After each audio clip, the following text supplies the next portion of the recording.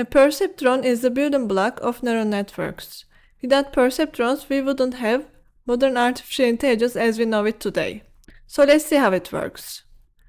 A perceptron takes some inputs, in this case x1 and x2, multiplies them by their corresponding weights, sums them up, then adds a bias. This intermediate result is usually called z. Next, z goes through an activation function.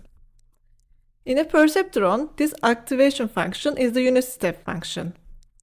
If z is less than 0, the output is 0. Otherwise, the output is 1. So, the perceptron is really just answering a yes or no question. It's a binary decision maker. A perceptron learns from its mistakes. Let's see how that happens. First, it starts with random weights. Then it enters a learning loop. It calculates an output using these weights and makes a prediction, which is either 0 or 1. We then compare this prediction with the correct results. We calculate the error, which is the correct output minus the predicted output. If the error is not 0, in other words, if the prediction is still wrong, we update the weights and the bias using these formulas. This symbol here is called eta, and it represents the learning rate. The learning rate controls how big a step the perceptron takes when correcting its mistakes. Let's visualize this. Imagine we are at the black dot, and we want to reach the green dot, the correct result. If we take very small steps, it takes a long time to get there. If we take very large steps, we might overshoot the target. So we need a balance. Usually, the learning rate is chosen between 0.1 and 0.001.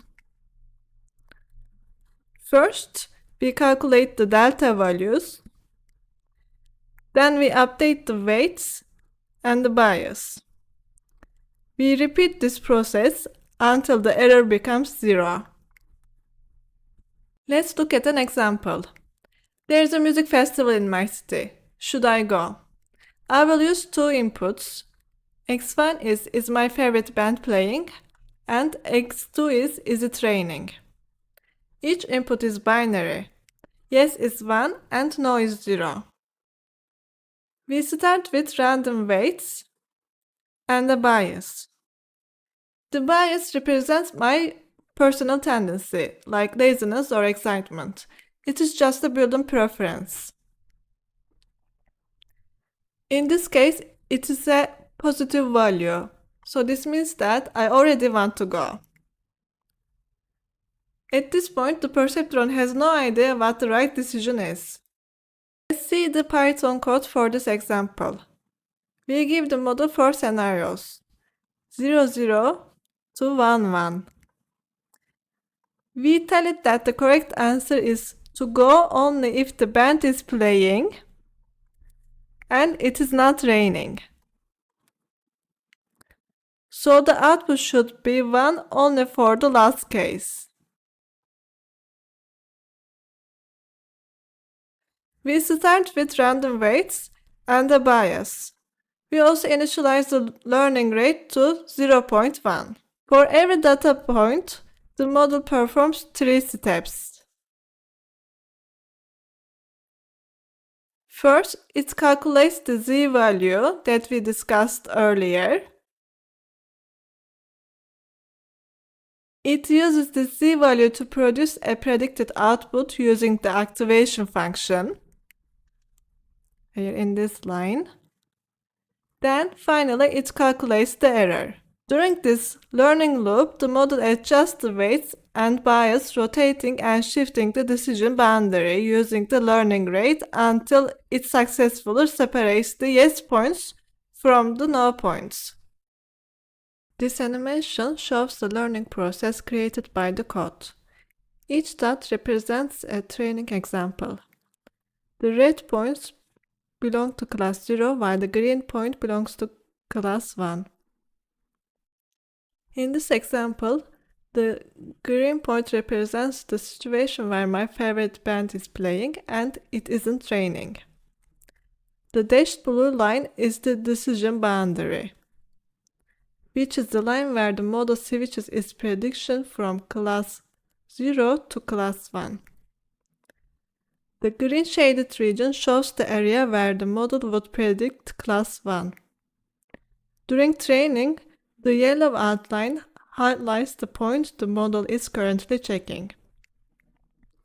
The model goes through all training points one by one, and when it has checked every point once, that's called an epoch. If the model makes a wrong prediction, it updates its phase, which moves the decision boundary slightly. Over several epochs, the boundary shifts until all points are classified correctly. As you can see, the perceptron eventually finds the straight line that separates the red and green dots. This is why perceptrons work perfectly for problems like logical OR and logical AND.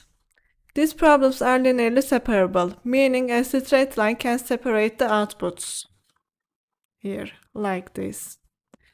We can separate the zeros from the ones. But then we hit a problem.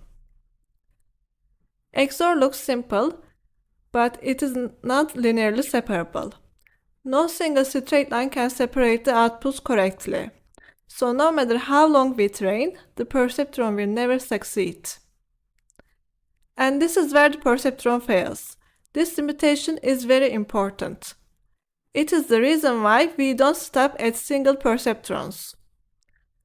To solve problems like XOR and much more complex problems, we need multilayer perceptrons. In my next video, I'll show how we can solve the XOR problem using multilayer perceptrons. Thank you for listening.